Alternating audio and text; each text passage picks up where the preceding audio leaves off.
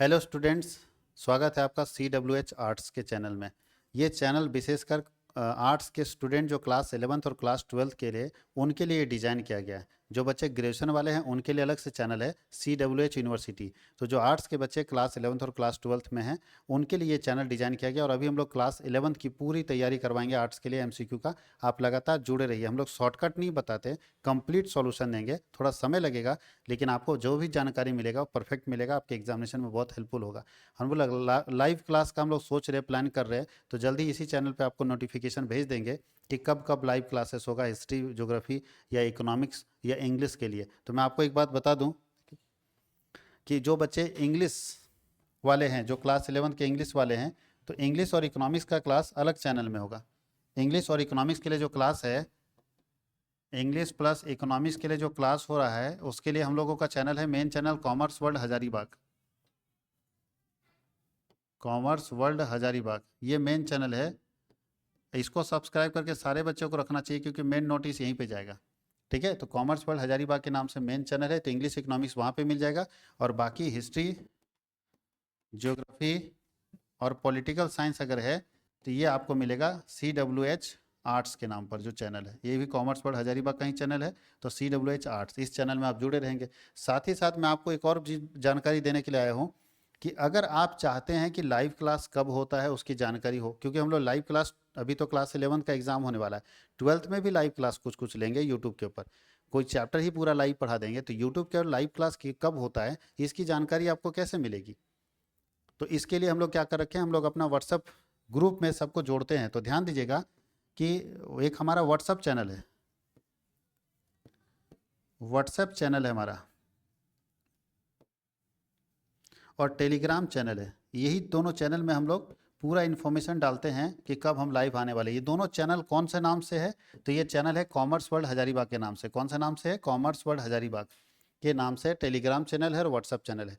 आप कैसे जुड़ेंगे इसमें? तो डायरेक्ट सर्च करके भी जुड़ सकते हैं। डायरेक्ट सर्च कीजिएगा तो आपको ये मिल जाएगा। नहीं तो आपके पास एक और तरीका है कि आप हमारे नंबर पर, मेरा नंबर यहाँ लिखा हुआ है 9771580632, इस नंबर पर आप फ़ोन करके, फ़ोन नहीं करना, इस नंबर पर आप व्हाट्सअप में हाई लिखेंगे, हाई खाली लिखना आपको। व्हाट्सअप में हाई लिखेंगे तो लिंक जाएगा आपको, उसमें रहेगा एप्लीकेशन का लिंक, टेलीग्राम का लिंक, व्हाट्सअप का लिंक, फेसबुक का लिंक। तो आप एप्लीकेशन अगर इंस्टॉल करना चाहते हैं फ्री स्टडी मटेरियल के लिए तो इंस्टॉल कर सकते हैं। आप टेलीग्राम का लिंक होगा उसमें क्लिक करके ज्वाइन कर लीजिए, व्हाट्सअप का लिंक होगा उसमें क्लिक करके ज्वाइन कर लीजिए। और फेसबुक में जुड़ना नहीं जुड़ना वो आपके ऊपर है, आप जुड़ सकते नहीं भी जुड़ सकते। लेकिन जो टेलीग्राम और व्हाट्सअप है ये आपके काम का चीज़ है, क्योंकि आने वाले समय में हम आपको जानकारी दे पाएंगे। सुबह सुबह मैसेज चला जाएगा कि आज कितने बजे कौन सा सब्जेक्ट का लाइव सेशन होने वाला है। तो आप जुड़िए, मुझे अच्छा लगेगा और हम लोग मिलकर आपके रिजल्ट के लिए मेहनत करेंगे। अभी आपका क्लास लगातार जाएगा, आज हिस्ट्री का क्लास है और लगातार ये क्लासेस आपके पास जाएंगे और ये आपके एग्जामिनेशन पॉइंट ऑफ व्यू से बहुत इंपॉर्टेंट क्लास होगा। आप इसको पढ़ेंगे तो जब एक एग्ज़ाम दे के निकलेगा 11th क्लास का, तब आप फील कीजिएगा कि हम लोगों ने जो सेवा दिया, सर्विस दिया, वो कैसा रहा। तो आप पढ़िए सर से, मैं ये जानकारी देने के लिए आया था कि ये सारे चीज़ को ध्यान रखिएगा। व्हाट्सअप चैनल और टेलीग्राम चैनल में जरूर जुड़िएगा। इस नंबर पर व्हाट्सअप में हाई लिखिएगा, ऑटोमेटिक लिंक जाएगा आपको, लिंक में क्लिक करके ज्वाइन कर लीजिएगा। किस नाम से? कॉमर्स वर्ल्ड हजारीबाग के नाम से टेलीग्राम और व्हाट्सअप चैनल है। Thank you.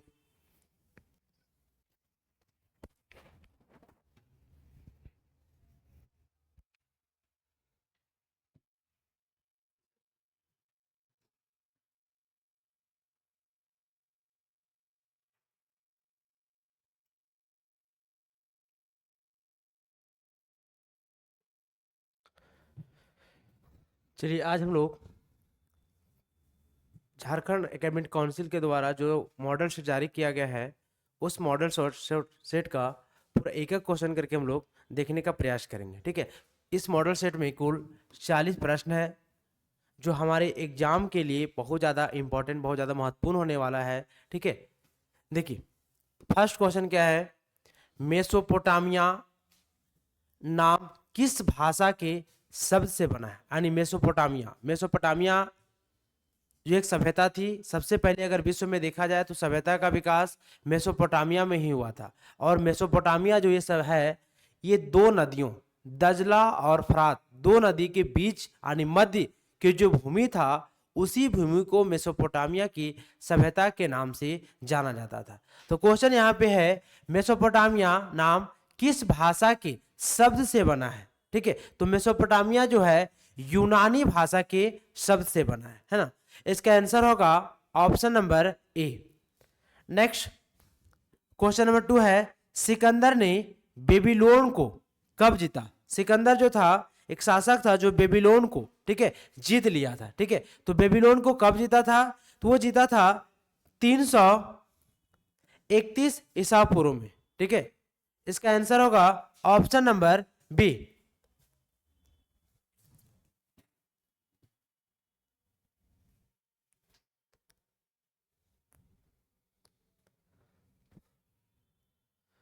Next question number 3 है, दिनारियस क्या था? देखिए, अब दिनारियस क्या था? 4 ऑप्शन है, स्वर्ण का सिक्का, चांदी का सिक्का, तांबा का सिक्का और इनमें से कोई नहीं।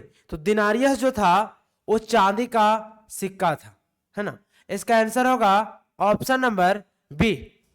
नेक्स्ट क्वेश्चन नंबर 4 है, इतिहास के पिता किसे कहा जाता है? देखिए, यहां पे इतिहास का पिता पूछ रहा है, तो इतिहास का पिता हेरोडोटस को कहा जाता है। ठीक है, इसका आंसर होगा ऑप्शन नंबर सी। अब देखिए, हेरोडोटस को क्यों कहा जाता है? क्योंकि हेरोडोटस के द्वारा क्या किया गया था कि इतिहासकार पहले भी हुआ करते थे इतिहास लिखने का, लेकिन इन्होंने क्या किया कि विधिवत तरीके से, क्रमगत तरीके से उसे सजाने का प्रयास किया, जिसके कारण इतिहास का पिता हेरोडोटस को कहा जाता है।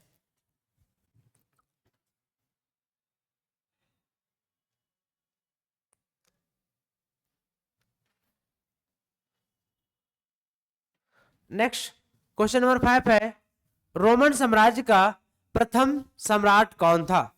यानी रोमन साम्राज्य का प्रथम सम्राट या प्रथम शासक कौन था? तो वो थे अगस्टस।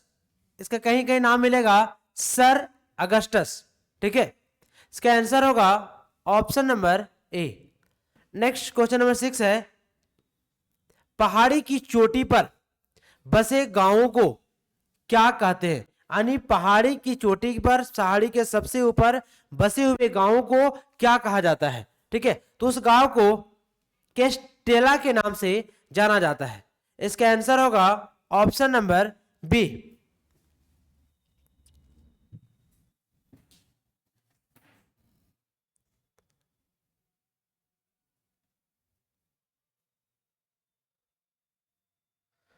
नेक्स्ट क्वेश्चन नंबर 7 है, इकाइट्स से क्या तात्पर्य है? यानी एक वर्ग के लोग हैं, अब किस वर्ग के लोग हैं? ठीक है, या फिर वर्ग के लोग हैं, दास है, अभिजात है, मध्यम वर्ग है या अश्वरोही। ठीक है, अब किसका तात्पर्य जो है किससे? इसका तात्पर्य है अश्वरोही सेना से संबंधित है।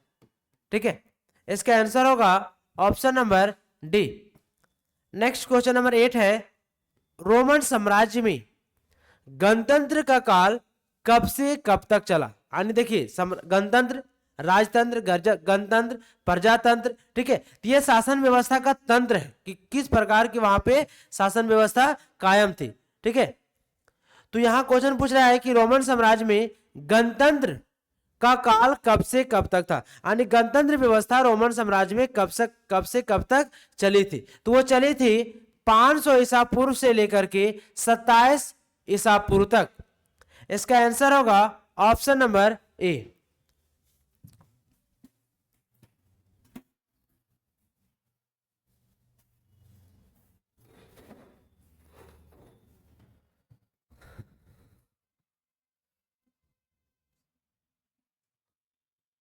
नेक्स्ट क्वेश्चन नंबर 9 है, गृह युद्ध से क्या तात्पर्य? तो गृह युद्ध नाम से स्पष्ट हो रहा है, गृह युद्ध का तात्पर्य यानी घरेलू युद्ध से है। ठीक है, अब गृह युद्ध कैसे होता है कि जब आपस में एक ही क्षेत्र, एक ही देश के अंदर रहने वाले लोगों के बीच जब आपस में तनाव या टकराव उत्पन्न हो जाता है तो उसे ही गृह युद्ध कहते हैं। ठीक है, तो इसका आंसर होगा अपने ही देश में सत्ता प्राप्ति के लिए सशस्त्र संघर्ष सत्ता प्राप्ति करने लिए, सत्ता या सिंहासन पर बैठने के लिए एक लोग दूसरे लोगों को क्या करते हैं, हिंसा करने लगते हैं, उसकी हत्याएं करते हैं, उसी को क्या कहते हैं, संघर्ष कहते हैं, गृह युद्ध कहते हैं। ठीक है, इसका आंसर होगा option number B. Next question number 10 है, बर्बर शब्द किस भाषा से उत्पन्न हुआ है? ठीक है, तो बर्बर जो शब्द है ये जो है किस भाषा से उत्पन्न हुआ है? तो बर्बर यूनानी भाषा का शब्द है ना। इसका आंसर होगा ऑप्शन नंबर सी।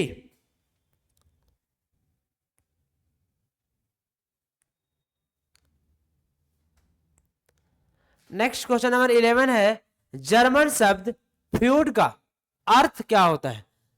ठीक है, जर्मन शब्द फ्यूड का अर्थ क्या होता है? तो फ्यूड का अर्थ होता है एक भूमि का टुकड़ा। ठीक है, इसका आंसर होगा option number B. Next question number 12 है, आयावार मूलतः थे, यानी आयावार जो लोग थे वो क्या थे? तो आयावार लोग प्राय क्या थे? घुमक्कड़ थे। ठीक है, अब घुमक्कड़ कहने का मतलब क्या कि आयावार लोग प्राय अपनी जीविका चलाने के लिए एक स्थान पे नहीं रहते थे। ठीक है, हमेशा वो स्थान परिवर्तन करते रहते थे। ठीक है,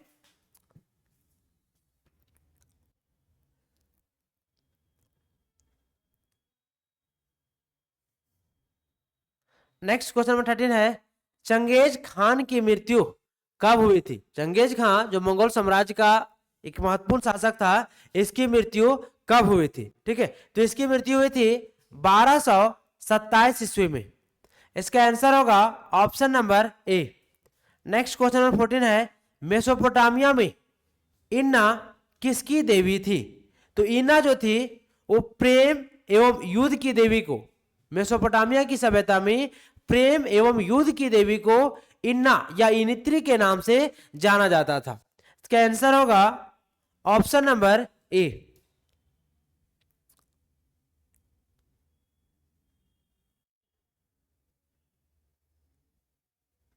चलिए, नेक्स्ट क्वेश्चन नंबर 15 है, मेनर क्या होता था, या मेनर का शब्द जो किससे संबंध था? तो मेनर ज्यादातर जो था वो लॉर्ड या फिर हम लोग राजा बोल सकते हैं, उसको फराओ के नाम से भी जाना जाता है। तो मेनर लॉर्ड के घरों को या राजा के घरों को मेनर के नाम से जाना जाता था। इसका आंसर होगा option number A. Next question number 16 है, मेसोपोटामिया सभ्यता की लिपि कैसी थी? तो मेसोपोटामिया सभ्यता की जो लिपि थी वो थी किलाकार। ठीक है, या किलाक्षर लिपि का प्रयोग किया जाता था। इसका आंसर होगा ऑप्शन नंबर सी।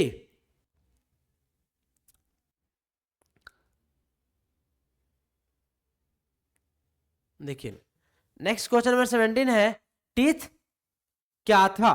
ठीक है, टीथ क्या था? अब देखिए, टीथ क्या था? तो एक तरह से टीथ कर लिया जाता, टाइथ टीथ। ठीक है, तो एक तरह से क्या था? ये कर था जो लोगों से वसूला जाता था। ठीक है, इसका आंसर होगा ऑप्शन नंबर ए।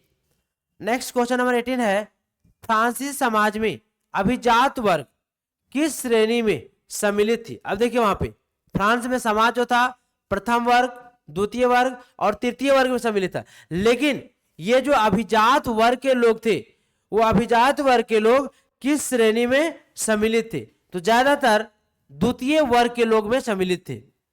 ठीक है, प्रथम वर्ग में कौन वर्ग के लोग आते थे? जो पादरी वर्ग या फिर राजा के इर्द गिर्द रहते थे। ठीक है, उन लोगों को प्रथम श्रेणी में रखा जाता था। द्वितीय श्रेणी में अभिजात वर्ग के लोग, और तृतीय श्रेणी में जो कृषक वर्ग के लोग होते थे उन्हें रखा जाता था। ठीक है, इसका आंसर होगा ऑप्शन नंबर बी।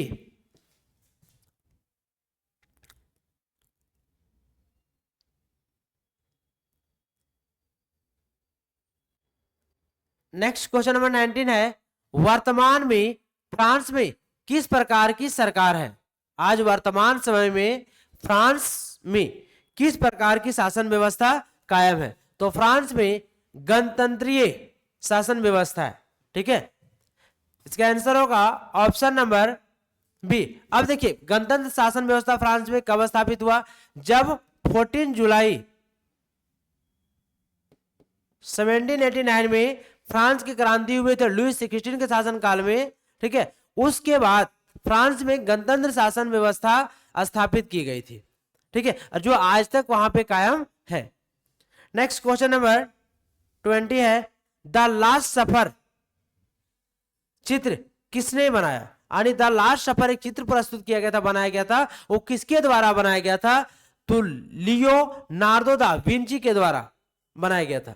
इसका आंसर होगा ऑप्शन नंबर ए।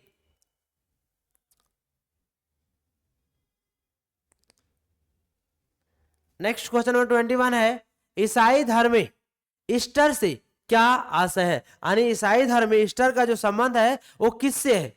तो ईस्टर का संबंध है ईसा मसीह के पुनर्जीवित होने के या होने का प्रतीक, ठीक है। जैसे बहुत सारा क्रिसमस मनाया जाता है 25 दिसंबर को, तो वो उनकी याद में, ठीक है, पुनर्जीवित होने की याद में क्या है कि प्रतीक माना जाता है ईस्टर, ठीक है। इसका आंसर होगा option number A.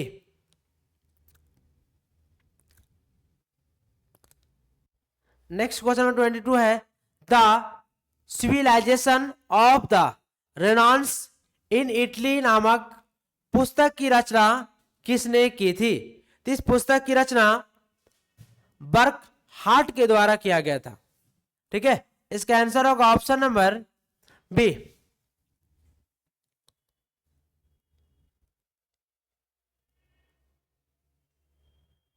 Next question number 23 है, द प्रिंस नामक पुस्तक की रचना किसने की थी? ठीक है, तो द प्रिंस नामक पुस्तक की रचना मैकियावेली, जो एक फिलोसफर थे, ठीक है, मैकियावेली के द्वारा द प्रिंस नामक पुस्तक की रचना की गई थी। इसका आंसर होगा option number A. Next question number 24 है, नाइट्स कौन था? नाइट्स कौन था? ठीक है, तो नाइट्स जो थे क्या थे? घुड़सवार सैनिक थे। अलग अलग भागों में इन्हें रखा जाता था, ठीक है, उन्हें नाइट्स के नाम से जाना जाता था। इसका आंसर होगा option number A.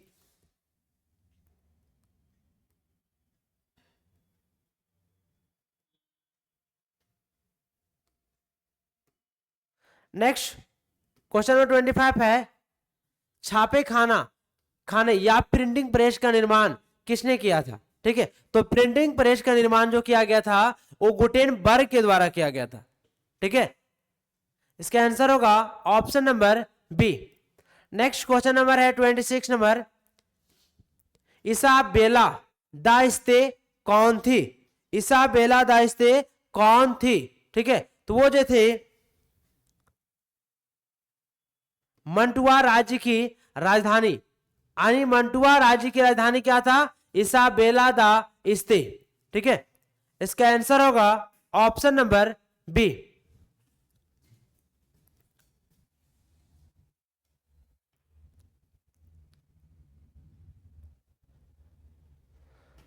Next question number 27 है, चीन की साम्यवादी पार्टी की स्थापना कब हुई? ठीक है, तो चीन में साम्यवादी पार्टी की स्थापना कब की गई थी? तो की गई थी 1921 ईस्वी में। इसका आंसर होगा option number B. Next question number 28 है, प्रिंसिपिया ऑफ मैथमेटिका किसके द्वारा रचित है? एक ग्रंथ है, इस ग्रंथ की रचना किसके द्वारा की गई थी? तो इसकी रचना न्यूटन के द्वारा किया गया था। इसका आंसर होगा ऑप्शन नंबर डी।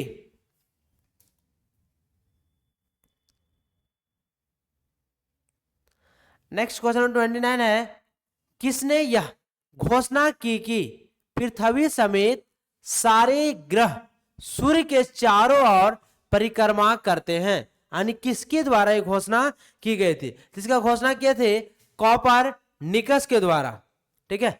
इसका आंसर होगा option number B. Next question number 30 है, सोसाइटी ऑफ जीसस नामक संस्था किसने स्थापित की?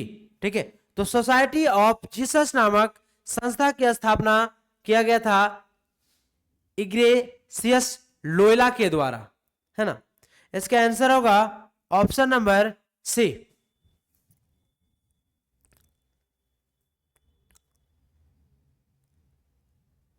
नेक्स्ट क्वेश्चन नंबर 31 है, मार्टिन लूथर किस देश का निवासी था? ठीक है। जो मार्टिन लूथर थे वो किस देश के निवासी थे? तो वो जर्मनी के निवासी थे, ठीक है। मार्टिन लूथर जर्मनी के निवासी थे। इसका आंसर होगा option number A.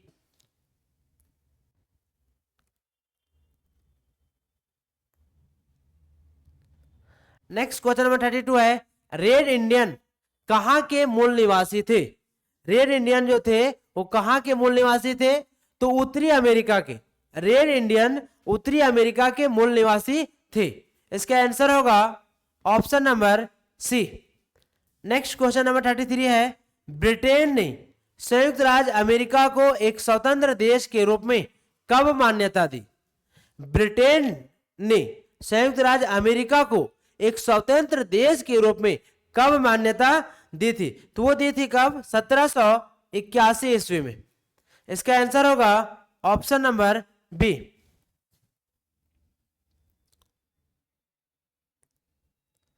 Next question number 34 है, कैनबरा को ऑस्ट्रेलिया की राजधानी कब बनाई गई? ठीक है, कैनबरा को ऑस्ट्रिया की राजधानी कब बनाई गई थी? ये 1911 ईस्वी में। इसका आंसर होगा option number C. Next question number 35 है, जापान में मेजी पुनर्स्थापना कब हुई? मेजी पुनर्स्थापना कहने का मतलब है कि मेजी जापान में सबसे उस समय शासन कर रही होगी, ठीक है, गद्दी पे साम्राज्य पर बैठे हुए होंगे, लेकिन क्या किया गया? उसे गद्दी पर से उतार दिया गया, हटा दिया गया। तो जब उसे हटा दिया गया तो हटाने के बाद फिर से उसे गद्दी पे क्या किया गया? बैठाया गया। तो कब बैठाया गया था? तो 1867 से 68 ईस्वी में। इसका आंसर होगा ऑप्शन नंबर ए।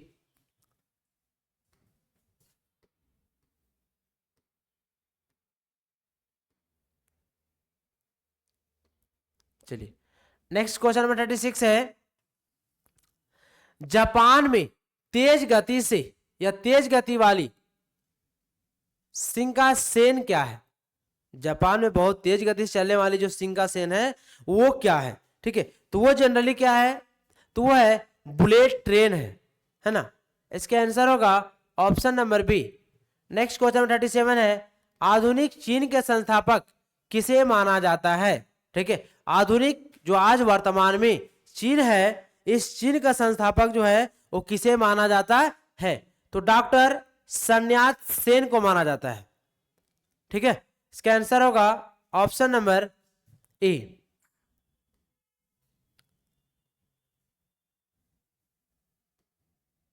चलिए नेक्स्ट क्वेश्चन नंबर 39 है, चीनी गणतंत्र के पहले राष्ट्राध्यक्ष कौन थे? ठीक है, और चीनी गणतंत्र हुआ उससे पहले चीन के जो राष्ट्राध्यक्ष थे वो कौन थे? तो राष्ट्राध्यक्ष उसमें वहां कौन थे? तो डॉक्टर सन यात सेन थे। ठीक है, इसका आंसर होगा option number A. Next question number 39 है, वार्कशीष क्या है? ठीक है, तो वार्कशीष क्या है? तो जनरली क्या है? स्त्री का एक सिर है। ठीक है, इसका आंसर होगा ऑप्शन नंबर ए। नेक्स्ट जो लास्ट क्वेश्चन हमारा है 40 नंबर, मेसोपोटामिया किन दो नदियों के बीच की उपजाऊ भूमि को इंगित करती है? तो देखिए, मेसोपोटामिया दो नदी के बीच की भूमि, ठीक है, एक तरफ क्या थी? दजला नदी, दूसरी तरफ क्या थी? फरात नदी। ठीक है, तो दजला और फरात नदियों के मध्य की जो बीच वाली जो भूमि थी, उसी भूमि को मेसोपोटामिया की सभ्यता के नाम से जाना जाता था। इसका आंसर होगा ऑप्शन नंबर बी। चलिए ये 40 क्वेश्चन हमारा आज कंप्लीट हुआ। नेक्स्ट क्लास में हम लोग नेक्स्ट मॉडल सेट को देखेंगे, है ना।